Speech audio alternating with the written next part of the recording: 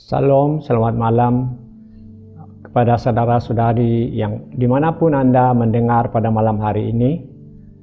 Saya sangat bersyukur kepada Tuhan atas keistimewaan kesempatan yang begitu baik seperti ini untuk bersama Anda dan berkongsi dengan kita tentang firman Tuhan.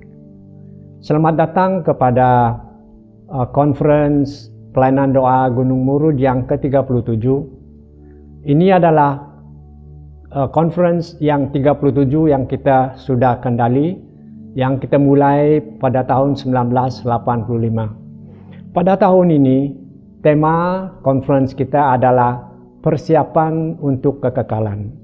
Dalam bahasa Inggrisnya, Preparing for Eternity. Teks diambil daripada Wahyu pasal 21 ayat 7. Lalu kita berbincang pada kali ini, saya akan berkongsi tentang kekekalan.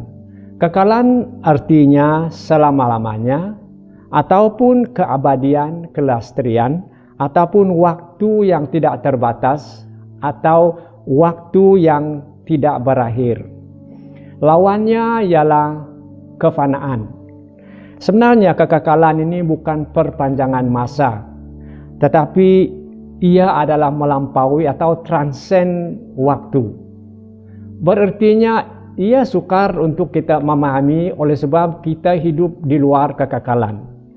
Nah, Pengkhotbah pasal 3 ayat 11 mengatakan, ia membuat segala sesuatu indah pada masanya, pada waktunya. Bahkan ia memberi kekekalan dalam hati mereka. Tetapi manusia tidak dapat menyelami pekerjaan yang dilakukan Allah dari awal sampai akhir. Ini firman Tuhan yang jelas sekali mengatakan bahwa kekekalan itu Allah sudah memberikannya ke dalam hati setiap manusia. Namun begitu, ada orang yang menafikan bahwa adanya kekekalan. Mereka mengatakan kalau hidup kita sudah habis di dunia ini, maka berakhirlah segala-galanya. Saudara-saudari, tidak peduli, tidak kira apa yang Anda fikirkan, firman Tuhan itu tetap firman Tuhan, ia adalah kebenaran. Cara Anda berfikir, pendapat Anda tidak akan mengubahkan kebenaran firman Tuhan itu. Maka setiap manusia, walaupun dia menafi dengan mulutnya, tetapi di dalam hatinya Allah sudah memberi kekekalan di dalamnya sekali. Dan setiap manusia, walaupun apa pegangan dia, kepercayaan dia, di dalam hati dia tahu bahwa kekekalan itu wujud. Nah, mari kita melihat, saya buat suatu peta di sini, sejarah dunia menurut firman Allah. Kekekalan itu sebenarnya adalah dalam waktu Allah.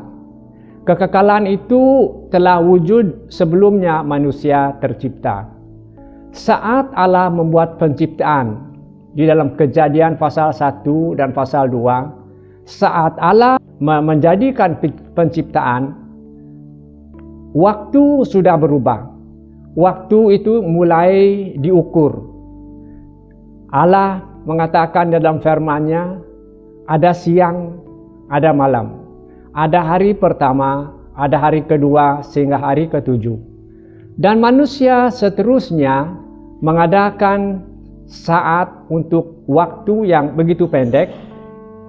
Dan begitu juga kita adakan masa, jam, hari, kita adakan waktu 1 bulan, tahun, abad, dan sebagainya. Lalu setelah Allah membuat penciptaan, melakukan penciptaan dalam buku ataupun di dalam Kejadian, waktu itu sudah diukur. Berbeza sekali dengan kekekalan, waktu yang tidak terbatas, waktu yang tidak terukur. Namun waktu ini orang yang pandai atau ahli teologi memanggil waktu ini adalah waktu kronos. Waktu kronos adalah waktu yang boleh diukur ada permulaannya dan ada pengakhirannya. Saudara-saudari, firman Tuhan itu sangat jelas. Kejadian mengatakan tentang permulaannya waktu Kronos ini, dan waktu Kronos ini pada satu saat nanti akan berakhir dan kita akan kembali kepada kekekalan. Ini jelas di dalam firman Tuhan. Nah, pada malam hari ini kita akan berbincang ataupun saya ingin berkongsi kepada Anda pendengar dimanapun Anda berada tentang bagaimana waktu Kronos ini akan berakhir. Dia akan berakhir dan kita akan beralih kepada kekekalan kembali. Ini jelas sekali di dalam firman Tuhan. Dan firman Tuhan telah memberi banyak nubuatan. Dan nubuatan itu beratus-ratus nubuatan yang dalam firman Tuhan itu digenapi. Dan kita tahu bahwa firman Tuhan yang mengatakan beralihnya waktu Kronos ini kepada kekekalan pasti terjadi, pasti digenapi. Oleh sebab ini adalah firman Tuhan memang adalah kenyataan yang harus terjadi. Nah, waktu Kronos ini berakhir, dalam firman Tuhan menyatakan dia berakhir seperti yang dikatakan dalam Wahyu pasal 20. Dan dalam Wahyu pasal 21 kita sudah beralih kepada kekekalan. Wahyu 21 itu mencerita bagaimana mulanya kekekalan. Dan Pastor Bina pada malam esok akan menceritakan kepada kita, akan berkhotbah ataupun berkongsi dengan kita bagaimana kekekalan itu bermula semula. Dan malam hari ini saya akan berkongsi dengan kita semua bagaimana waktu Kronos, waktu yang boleh diukur ini, yang ada permulaan, ada akhirnya, bagaimanakah waktu ini akan berakhir. Mari kita sama-sama membaca di dalam Wahyu pasal 20 mulai ayat 1 hingga ayat 15. Ayat 1 mengatakan, "Lalu aku melihat seorang malaikat turun dari sorga, memegang anak kunci jurang maut dan suatu rantai besar di tangannya." Ayat 2 mengatakan, "Ia menangkap naga, si ular tua itu, yaitu iblis dan setan, dan ia mengikatkannya 1000 tahun lamanya." Ayat 3. "Lalu melemparkannya ke dalam jurang maut, dan menutup jurang maut itu, dan memeteraikannya di atasnya, supaya ia jangan lagi menyesat bangsa-bangsa sebelum berakhir masa 1000 tahun itu. Kemudian daripada itu, ia akan dilepaskan untuk sedikit waktu lamanya." Dalam ayat 4 dikatakan, "Lalu aku melihat takhta-takhta dan orang-orang yang duduk di atasnya. Kepada mereka diserahkan kuasa untuk menghakimi. Aku juga melihat jiwa-jiwa mereka yang telah dipenggal kepalanya karena kesaksian tentang Yesus dan karena firman Allah, yang tidak menyembah binatang itu dan patungnya, dan yang tidak juga menerima tandanya pada dahi dan tangan mereka. Dan mereka hidup kembali dan memerintah sebagai raja bersama-sama dengan Kristus untuk masa 1000 tahun. Ayat 5, "Tetapi orang-orang mati yang lain tidak bangkit sebelum berakhir masa yang 1000 tahun itu. Inilah kebangkitan pertama." Ayat 6, "Berbahagia dan kuduslah ia yang mendapat bagian dalam kebangkitan pertama itu. Kematian yang kedua tidak berkuasa lagi atas mereka, tetapi mereka akan menjadi imam-imam Allah dan Kristus. Dan mereka akan memerintah sebagai raja bersama-sama dengan dia 1000 tahun lamanya." Ayat 7, "Dan setelah masa 1000 tahun itu berakhir, iblis akan dilepaskan dari penjaranya." Ayat 8, "Dan ia akan pergi menyesatkan bangsa-bangsa pada keempat penjuru bumi, yaitu Gog dan Magog, dan mengumpulkan mereka untuk berperang, dan jumlah mereka sama banyaknya dengan pasir di laut. Ayat 9. Maka naiklah mereka ke seluruh dataran bumi, lalu mengepung perkemahan tentara orang-orang kudus dan kota yang dikasihi itu. Tetapi dari langit turunlah api menghanguskan mereka. Ayat 10. Dan iblis yang menyesatkan mereka dilemparkan ke dalam lautan api dan belerang, yaitu tempat binatang dan nabi palsu itu, dan mereka disiksa siang malam sampai selama-lamanya. Ayat 11. Lalu aku melihat suatu takhta putih yang besar dan Dia yang duduk di atasnya.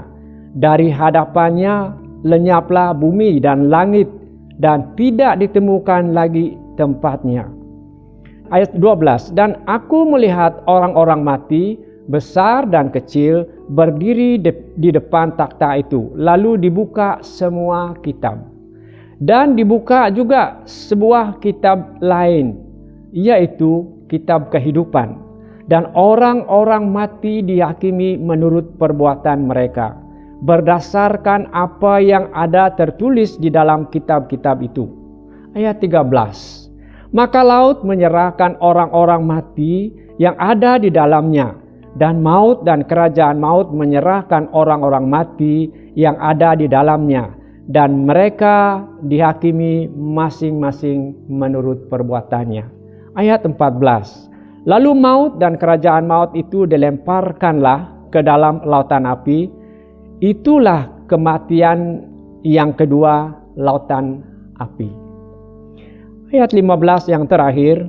Dan setiap orang yang tidak ditemukan namanya tertulis di dalam kitab kehidupan, ia dilemparkan ke dalam lautan api itu. Saudara-saudari, apa yang telah berlaku ataupun apa yang sedang berlaku ini dalam Wahyu, dia mengatakan bahwa ada rangkaian peristiwa yang telah terjadi. Yang pertama, kota Babel runtuh. Kota Babel ini melambangkan kota-kota yang memberontak, yang menentang, yang melawan Allah. Dan selepas itu antikristus dan nabi palsu itu dilempar dalam lautan api yang menyala-nyala oleh belerang. Ini kejadian peristiwa yang kedua. Nah, sekarang yang kita telah baca tadi itu, sekarang Allah berurusan dengan iblis.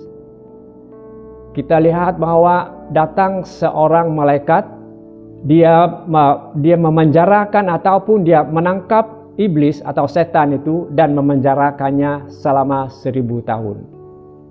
Ini sangat menarik, saudara-saudari. Bukan Allah yang menangkap, yang memenjarakan dia, bukan Yesus Kristus yang menangkap dan memenjarakan dia. Oleh sebab Allah dan Yesus Kristus dan Allah tidak ada tandingan dengan iblis. Iblis itu tidak menjadi tandingan bagi mereka. Allah jauh lebih tinggi, lebih besar, lebih berkuasa. Lalu disuruh Allah hanya seorang malaikat. Itu bukan 2 orang malaikat ataupun ramai malaikat. Dia hanya menyuruh seorang malaikat untuk menangkapnya. Ini menunjukkan kepada kita betapa sebenarnya iblis itu tidak berkuasa semana manusia berpikir kuasanya. Selepas 1000 tahun itu berakhir, maka ia dilepaskan untuk sedikit masa. Saya telah berpikir, mengapa begitu? Kalau iblis itu sudah diikat dan dilemparkan ke jurang maut. Ingat, dia dilempar ke jurang maut bukan di lautan api, tetapi di jurang maut. Dia dilemparkan di jurang maut selama 1000 tahun. Dalam 1000 tahun itu, Yesus memerintah di seluruh dunia ini. Dia bukan memerintah seorang diri, tetapi Yesus memerintah dengan orang-orang yang percaya. Orang-orang yang mengikuti Yesus, mereka memerintah bersama-sama dengan Dia. Dan apa yang menarik di sini ialah dikhususkan, disebut secara khusus mereka yang dipenggalkan kepalanya, katanya Mereka ini yang bangkit semula. Walaupun kepala mereka dipisahkan daripada badan mereka waktu mereka dibunuh, tetapi mereka bangkit semula dan memiliki tubuh yang utuh. Sebuah tubuh yang sebenar seperti tubuh kita, tetapi adalah lebih mulia. Mereka ini yang bangkit. Ini dikatakan kebangkitan yang pertama, dan mereka inilah yang bersama-sama dengan Kristus memerintah di dunia ini selama 1000 tahun. Bukan hanya mereka, tetapi dikatakan lagi ada orang yang tidak mengambil tanda-tanda iblis itu, nabi palsu itu, mereka tidak mengambilnya dan meletakkannya di dahi mereka dan di tangan kanan mereka. Tetapi mereka ini juga memerintah bersama-sama dengan Kristus, dan ada juga orang lain. Nah, kitab Wahyu ini tidak menjelaskan apa sebenarnya yang berlaku dalam kerajaan Kristus yang 1000 tahun itu. Tetapi kerajaan ini dijelaskan di dalam Alkitab Perjanjian Lama. Di dalam kitab Yesaya, di dalam kitab Yeskel dan kitab-kitab yang lain, dicerita dengan jelas apa yang berlaku, apa yang sebenarnya yang berlaku dalam pemerintahan 1000 tahun itu. Dalam pemerintahan 1000 tahun itu, keadaan bumi ini berbeza sekali dengan apa yang kita alami sekarang. Ada damai di seluruh dunia, tidak ada peperangan yang berlaku. Ini diceritakan di dalam Perjanjian Lama, dalam Yesaya, di dalam Yeskel dan kitab-kitab yang lain-lain. Dan alam semula jadi dipulihkan. Dikatakan di dalam Yesaya bahwa anak kecil bermain dengan ular tedung. Dan ular tedung itu tidak akan mengapa-apakannya, oleh sebab sudah dipulihkan keadaan bumi masa itu. Begitu juga dikatakan dalam Yesaya bahwa anak domba atau domba itu berbaring sama-sama dengan singa, dan singa itu tidak memakannya, oleh sebab keadaan sudah berlaku, damai sudah terjadi di dalam dunia, dan keadaan alam semula jadi seperti mana Allah telah rancangkan di dalam kitab Kejadian itu sebelum manusia jatuh dalam dosa. Inilah keadaan sebenarnya dunia ini, dan sudah dirosak oleh sebab manusia yang telah berdosa. Nah, selepas 1000 tahun ini, iblis dikeluarkan sekejap. Dia tidak lama, tapi dia katakan dia harus dibebaskan. Dalam hati saya, waktu saya membaca ini beberapa kali dulu, saya tidak paham. Kalau dia sudah dilemparkan di dalam jurang maut, kenapa lagi dibebaskan untuk mengacau manusia? Lalu kita lihat dalam bacaan kita tadi bahwa walaupun manusia 1000 tahun mereka hidup di dalam pemerintahan Yesus Kristus, dan orang yang percaya itu dalam suatu kerajaan yang hampir sempurna. Tetapi saat iblis dibebaskan daripada penjaranya, daripada jurang maut itu, kita lihat bahwa iblis berjalan di seluruh dunia. Dan dia mengumpulkan orang-orang. Dan amat menyedihkan waktu kita membaca itu bahwa bukan sedikit orang yang walaupun telah mengalami betapa baiknya kerajaan Yesus Kristus itu, tetapi mereka tidak mau memilih mengikut Yesus Kristus, mereka memilih mengikut iblis. Dan dikatakan bahwa bilangan mereka seperti pasir di laut, artinya tidak terbilang ataupun tidak dikira banyak mereka. Ramai manusia yang memilih iblis. Ini baru kita faham, saudara-saudari, bahwa walaupun Allah memberi kesempatan kepada manusia itu mungkin 1 juta tahun pun, mereka tidak akan berubah. Ini menunjukkan betapa rosaknya yang total manusia itu. Walaupun mengalami kerajaan yang begitu baik, hampir sempurna, mereka kalau sudah diberi peluang, mereka akan memilih mengikuti iblis. Nah, apa yang kita lihat selepas itu ialah ini adalah akhirnya setan atau akhirnya iblis. Dikatakan di akhirnya bahwa tujuan iblis mengumpulkan manusia yang seluruh dunia pada masa itu, setelah 1000 tahun itu, tujuannya mengumpul mereka supaya mereka berperang melawan Allah. Mereka berperang melawan umatnya. Tetapi sebelum peperangan itu berlaku, api dari langit turun, menghanguskan mereka. Dan semua manusia yang ikut serta di dalam peperangan ini, semuanya dihangus oleh api yang daripada langit itu. Tetapi iblis, dia ditangkap dan dia dilempar ke dalam lautan api, di mana dia diseksa. Dikatakan dalam firman Tuhan tadi bahwa dia diseksakan selama-lamanya. Berartinya dalam kekekalan dia akan diseksa siang dan malam, dalam kekekalan.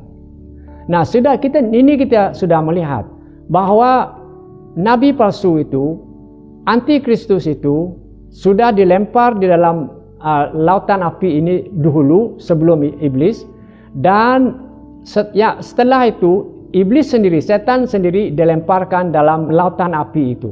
Dan di sanalah akhirnya cerita tentang iblis. Tidak ada lagi cerita tentang iblis selepas ini, oleh sebab disinilah akhirnya. Dan maka disinilah akhirnya waktu Kronos itu, dan manusia akan beralih kepada waktu kekekalan. Nah, kita terus dengan apa yang terjadi dengan manusia seterusnya. Kita lihat bahwa antikristus, kita lihat bahwa nabi palsu, kita lihat iblis sudah dilemparkan di dalam lautan api yang bernyala-nyala dengan belerang itu, oleh belerang. Mereka sudah ada di sana. Dan apa yang terjadi dengan manusia yang lain? Manusia yang tidak mau mengikut Yesus ataupun mau keselamatan yang daripada Allah.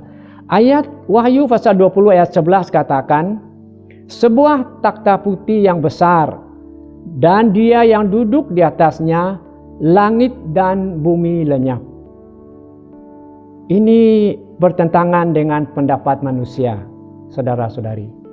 Menurut pendapat orang yang pandai, orang saintis kita, mereka katakan bahwa satu masa nanti bumi kita ini akan menjadi kosong, bumi kita ini seperti jadi padang gurun. Mereka katakan oleh sebab semua manusia dan makhluk yang hidup yang bernafas sudah tidak ada, oleh sebab semuanya mati setelah manusia meletupkan banyaknya nuklir bom atau bom nuklir. Waktu bom nuklir ini dalam peperangan dunia yang seterusnya diletupkan, bahwa tidak ada lagi yang bernafas itu di dunia, dan bumi ini menjadi kosong. Itulah pendapat manusia. Tetapi berbeza sekali dengan apa yang dikatakan oleh firman Tuhan atau dikatakan Tuhan tentang bagaimana akhirnya waktu Kronos ini. Dia katakan bahwa langit dan bumi itu lenyap. Bukan manusia yang lenyap seperti mana yang dikatakan oleh manusia, saintis kita. Tetapi langit dan bumi itu lenyap. Artinya matahari itu sudah tidak ada. Bulan itu sudah tidak ada. Dan apa cerita planet-planet ini sudah tidak ada. Oleh sebab semuanya sudah lenyap. Tapi apa yang ada? Setelah semua ini lenyap, dikatakannya dalam ayat 11 tadi itu bahwa takhta putih yang besar. Kita tidak tahu di mana dia, tapi pasti dia ada pada masa itu, dan kita tidak tahu di mana. Tetapi dikatakan di sini dia sudah ada, dan hakim itu duduk di atas takhta putih ini. Dan apa yang berlaku, saudara-saudari?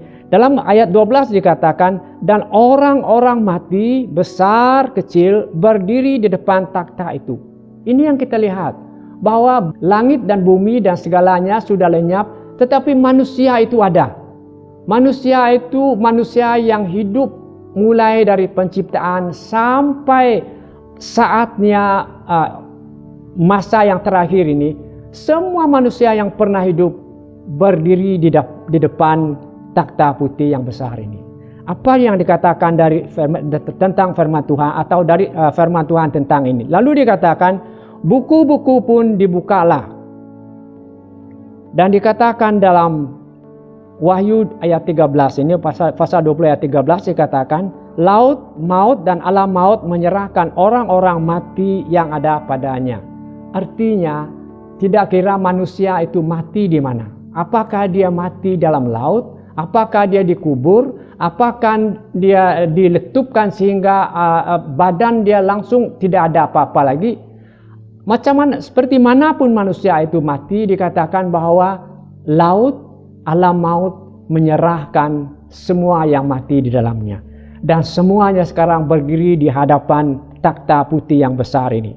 Lalu dikatakan, kemudian hukuman dijatuhkan ke atas orang-orang mati setimpal dengan perbuatan mereka menurut yang tercatat di dalam buku-buku itu. Saudara-saudari, setiap kita yang hidup di dunia ini ada buku kita masing-masing. Saya yakin kalau ada seseorang yang mau membaca tentang apa yang pernah terjadi dalam hidup kita, saya yakin kita tidak mau mendengar apa yang dibaca. Oleh sebab apa yang di dalam hati kita, dalam fikiran kita, baik yang dilakukan, baik dalam fikiran kita, semuanya dicatatkan di dalam buku pribadi kita. Setiap manusia itu ada rekod. Artinya, apakah ini buku secara harfiah ataupun yang pasti ialah ada rekod tentang kehidupan kita. Apa yang kita lakukan dalam kegelapan, apa yang kita lakukan di mana orang tidak melihat kita, semua ini tertulis. Dan di hadapan berbilion manusia pada masa itu, di hadapan takhta putih yang besar ini, semua ini akan disingkap ataupun semua ini akan dibaca. Dan dikatakan bahwa hukuman dijatuhkan ke atas orang mati. Artinya yang mati kedua kali ini. Dan dikatakan juga ayat 15 yang terakhir itu dikatakan orang-orang yang tidak tertulis namanya di dalam buku orang hidup dibuang ke dalam lautan api. Kita lihat tadi bahwa antikristus dan nabi palsu itu yang pertama dibuang dalam lautan api ini. Selepas itu baru iblis dilemparkan atau dibuang di dalam lautan api ini. Sekarang adalah giliran manusia-manusia yang dengan rela mau mengikut iblis, dilemparkan bersama-sama di dalam lautan api ini. Dan dikatakan dalam Markus pasal 9 ayat 44, ayat 46, ayat 48, 3 ayat ini mengatakan, di tempat itu ulatnya tidak akan mati dan apinya tidak akan padam. Ini sesuatu cerita yang sedih. Sebenarnya Allah begitu mengasihi kita. Dia tidak mau supaya ada seorang manusia dihukum. Tetapi oleh sebab kita manusia itu sendiri memilih untuk menentang dia, maka Allah tidak ada cara lain, mereka layak menerima apa yang mereka pilih. Saudara-saudari, apakah Anda pada malam hari ini sudah bersedia untuk beralih kepada alam ataupun kepada kekekalan ini dengan keadaan di mana Anda sekarang? Dalam ayat 12 tadi dikatakan ada buku-buku dibuka, tetapi dikatakan ada sebuah buku yang lain dibuka, yaitu buku orang hidup. Kalau kita lihat seterusnya dalam pasal 21 ayat 27, dikatakan bahwa buku orang hidup ini adalah buku kehidupan anak domba. Siapa anak domba itu? Anak domba itu adalah Yesus Kristus. Firman Tuhan jelas sekali dengan ini bahwa anak domba itu adalah Yesus Kristus. Berartinya saudara-saudari, jika nama Anda ditulis di dalam buku kehidupan anak domba ini, segala perbuatan Anda tidak terdapat di dalam buku ini. Walaupun Anda telah membuat banyak dosa, kesalahan, melawan Tuhan pada suatu ketika, saat Anda menerima Yesus Kristus sebagai Tuhan dan Juru Selamat kita, darah anak domba ini menyucikan semua kejahatan yang kita lakukan.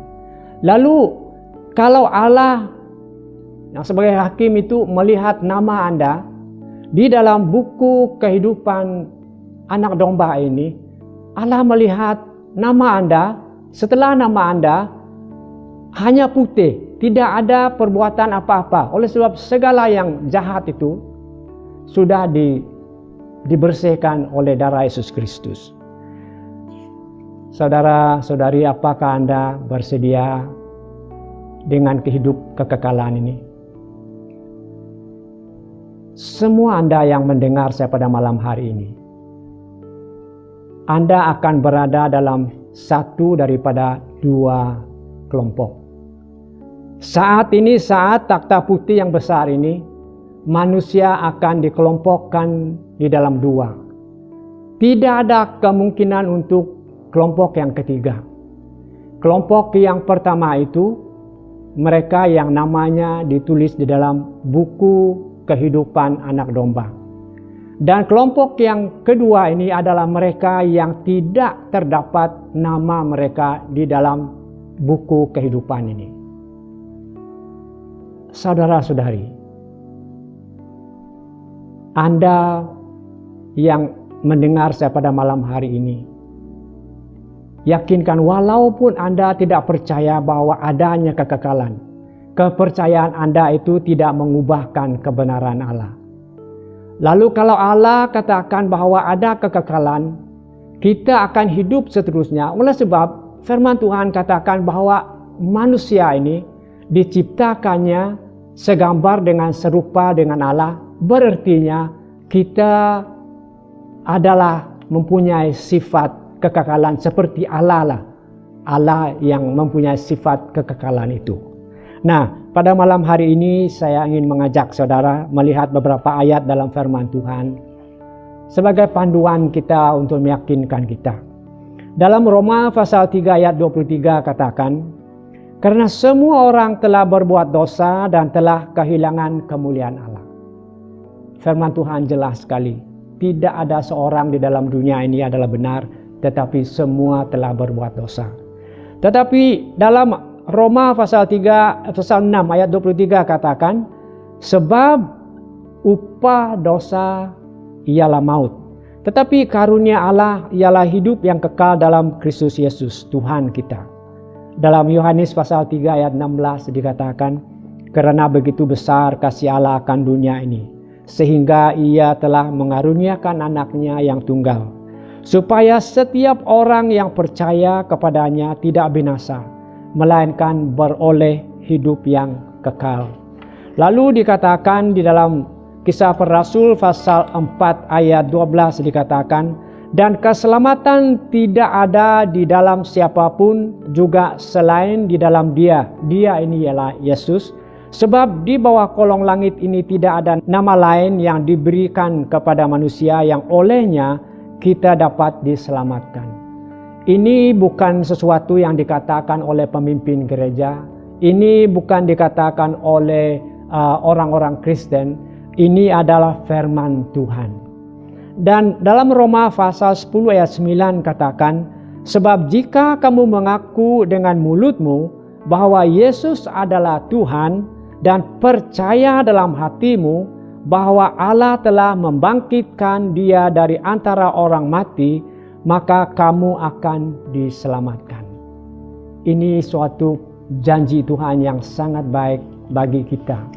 Kalau saudara-saudari mau berubah dan hidup dalam kehidupan yang kekal, dalam aman dan damai bersama Yesus Kristus, dan bukan dalam hukuman yang kekal. Kalau Anda tidak pasti tentang di mananya tempat Anda, dalam kelompok mana Anda dalam kekekalan nanti. Oleh sebab saya katakan, Anda percaya atau tidak percaya adanya kekekalan, itu tidak akan mengubahkan keadaan. Kebenaran itu tetap kebenaran. Anda akan berada, kita akan beralih ke sana, dan kita pasti mengalami ini. Kalau Anda mau terima Yesus sebagai Tuhan dan Juru Selamat, supaya nama Anda ditulis dalam buku kehidupan anak domba itu, dan dosa Anda disucikan, dan apabila hakim besar itu melihat nama Anda. Semua kesalahan dosa Anda tidak lagi terdapat oleh sebab dihapuskan oleh darah Yesus Kristus. Kalau Anda mau kehidupan yang seperti ini, mari doakan doa ini bersama-sama dengan saya.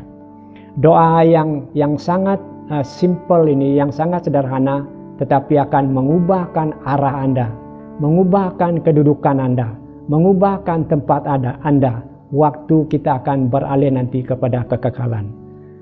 Siapa yang mau menerima keselamatan yang daripada Allah, doalah doa seperti ini.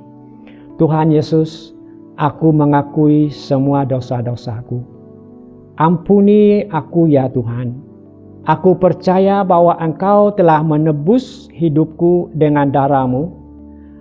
Aku mau menerima dan menjadikan Engkau juru selamat dan Tuhan dalam hidupku. Terima kasih Tuhan, aku sudah menjadi milik-Mu, aku sudah menjadi anak-Mu. Jika Anda sudah doakan doa ini, yakin saudara-saudari bahwa Anda sudah berpindah dari maut kepada kehidupan. Mari kita berdoa. Terima kasih Tuhan atas firman-Mu. Terima kasih atas kekuatan dan kuasa firman-Mu yang berbicara. Terima kasih atas kesempatan ini. Hamba-Mu bersyukur bagi setiap orang yang telah menyahut, yang telah memanggil nama-Mu, yang telah membuat pilihan untuk mengikut Engkau. Tuhan, kami bersyukur untuk setiap orang yang telah berubah pada malam hari ini karena firman-Mu. Terima kasih Tuhan, karena masa depan, akhirnya waktu kekekalan ini, waktu kronos ini, akhirnya nanti kami sudah tahu dengan jelas, karena firman Tuhan telah menyatakannya. Dan tolong kami Tuhan, supaya apabila nanti saatnya kami beralih kepada kekekalan, kami adalah di dalam kelompok di mana damai sejahtera Allah. Kami hidup di dalam kebaikan, kelimpahan, dan kehidupan yang kekal yang penuh dengan anugerah Allah. Terima kasih Tuhan, di dalam nama Yesus Kristus kami sudah berdoa. Amin.